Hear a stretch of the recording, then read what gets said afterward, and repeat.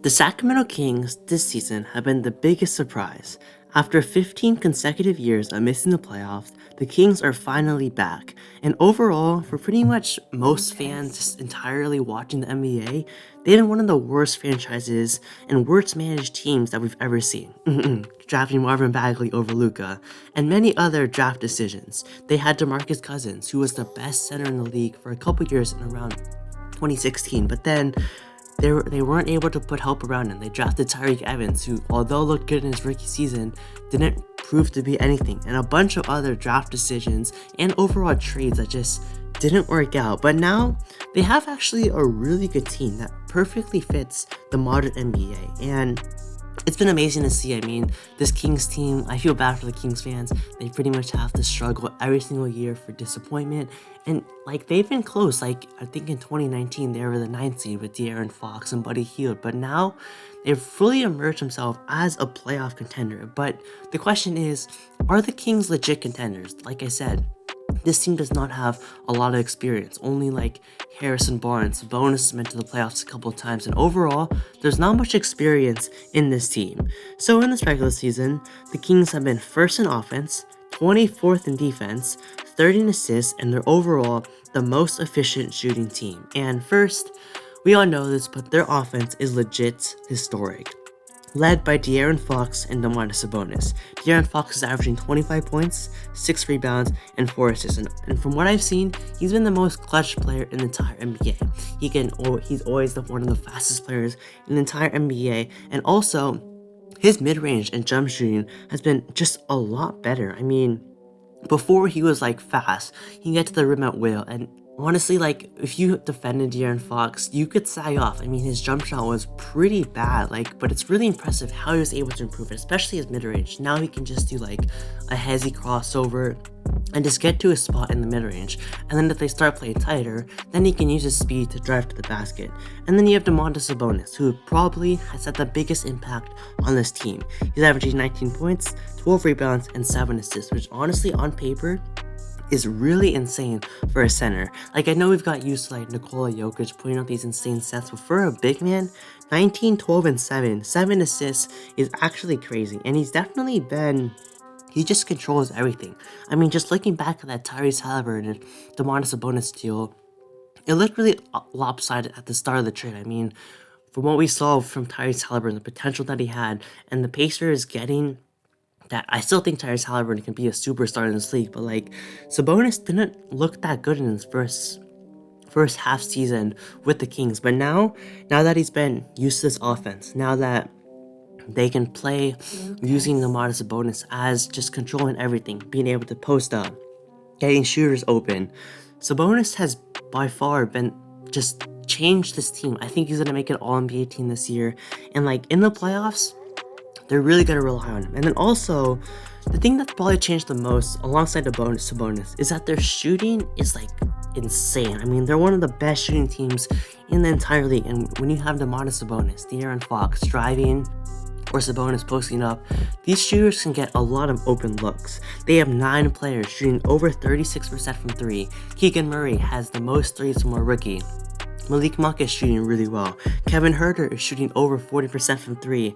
And then you have Harrison Barnes also shooting at an efficient level. And with this shooting, in the playoffs, people are going to be skeptical, will this shooting keep up? But honestly, if they can shoot this well, they're a legit threat. I mean, Kevin Huerter and Harrison Barnes are both averaging 15 points a game. And this offense has just been so elite. And shooting across the last couple of seasons, something that held the Kings back was their shooting, and now adding Kevin Huerter, Keegan Murray, Malik Monk, that's really changed the whole trajectory of this team.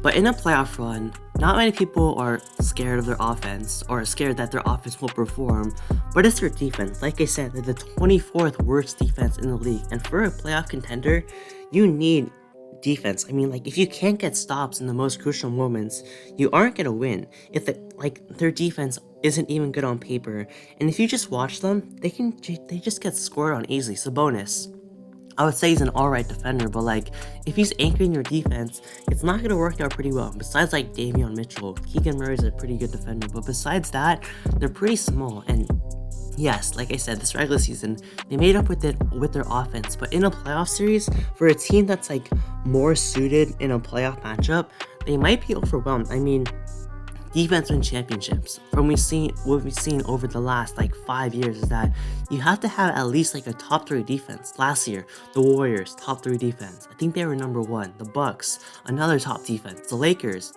in the bubble, the best defense in the NBA. And I think that defense is a big recipe for success. And like, if they don't have it, yes, their offense is historic, but like, let's say they just go cold and they can't get stops, that gap is slowly going to increase and they won't be able to win consistently in a playoff series. And honestly, like right now, the Kings are the third seed, and like, I mean, the playoff standings are still not completely sure yet, but like, if they match up against, let's say, like the Warriors, it's gonna be pretty tough. I know the Warriors haven't been that good this season, like, they've just pretty much haven't been the same team as last year, but like, with them getting Wiggins back, there might be an upset. I mean, I think if they do match up, the Kings still have a chance. I mean, like, Sabonis, I don't really know if they can guard him, if the shooting is going to be that good, if De'Aaron Fox can pop off. But like on the other end, how will they guard Steph Curry? How will they guard Klay Thompson? If Wiggins comes back, if like Draymond facilitating the whole offense, like it's gonna be a tough series. And like for like there's a chance the Clippers end up as a 6 seed. And like I don't like that matchup at all. I mean, the Clippers are pretty well-rounded defensively, especially if they can get PG back before the playoffs. And like, I don't think they can guard Kawhi. Can they guard all the offensive weapons on this Clippers team? And then if they face the Lakers, I mean, I don't. That's an interesting matchup. I would definitely favor the Kings because the Lakers have been kind of iffy. But like, still, the Lakers have LeBron James. Who's gonna guard LeBron? Who's gonna stop AD in the paint, in the interior? And the overall shooting from both sides is really going to determine who would win. So like, if the Kings can shoot really well in a playoff series, they might be pretty unstoppable. But like, if they start going cold, if they aren't making their shots, if with like the pace slowing down, are they able to continue their historic offense? And something to note is that this regular season, they've been really good in the half-court offense, which we've seen in the playoffs. The pace slows down and it starts to be more sets in the half-court, not just running, not just playing in transition, but being able to score in the half-court offense. Like we saw with the team like the Heat, they struggled to score in the half-court offense and they struggled overall offensively. So I think that this offense can definitely keep up, but like the defense is just so concerning. Like, are they able to get stops against like Steph Curry against the Warriors, Kawhi Leonard against the Clippers, LeBron and AD against the Lakers? It's gonna be really interesting. And like I said, like it's a really interesting because a lot of teams, they try to go all in on offense and they really aren't good on defense. Like we saw like the Mavericks, like we saw with the Nets with KD, Kyrie, and Harden. And most of the time it doesn't work, but this team has actually been so good offensively and not, I mean, they're pretty bad on defense, but like this recipe for going all in on offense has worked for this team, which honestly isn't very common. So I'm really interested to see this. I'm really interested to see like, will this actually work out?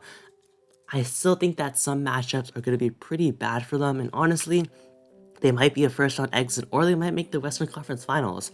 Like, this West is so unpredictable, and I'm really interested to see how this Kings team will do. So that being said, that's the video. Make sure to like the video, subscribe to the channel, and I'll see you all next time.